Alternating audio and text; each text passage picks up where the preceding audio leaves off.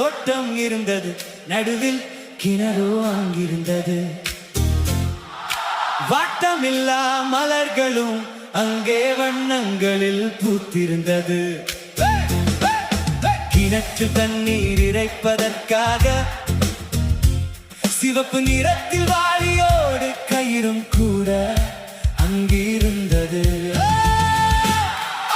கண்ணங்கருத்த யானை அந்த கிணற்றுக்கு காவலாய் நின்றிருந்தது. சின்ன முயலும் சிவந்த கரடியும் தண்ணீர் அருந்த அங்கே வந்தன. இந்த கிணறு எனக்கே சொந்தம், என்னை தவிர எவரும் இங்கே நீரினை தொட கூடாதென்றது. கரடியும் முயலும் கூடி பேசின, கிணற்றை விலைக்கு கேட்டு நின்றன. யானையா கேட்ட பொருளை கொடுத்து கிணற்றினை தங்களின் உரிமையாக்கின. அடுத்த நொடியில் வாளியில் தண்ணீர் எடுக்க முயலா கயிற்றினை எடுத்தா. யானையார் மீண்டும் தடுத்து சிரித்தா. கரடியா ஏன் என கேட்க,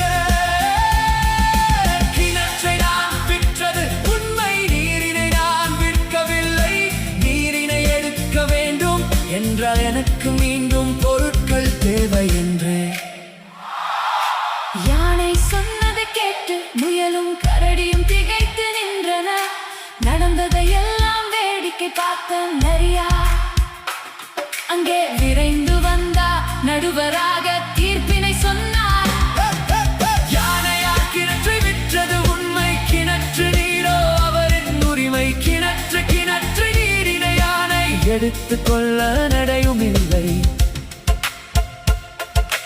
உடனடியாக நீரை உறிஞ்சி எடுத்து வரும், உடனே தந்திட வேண்டும் மறுத்தால். கிணற்றுக்கு வாடகை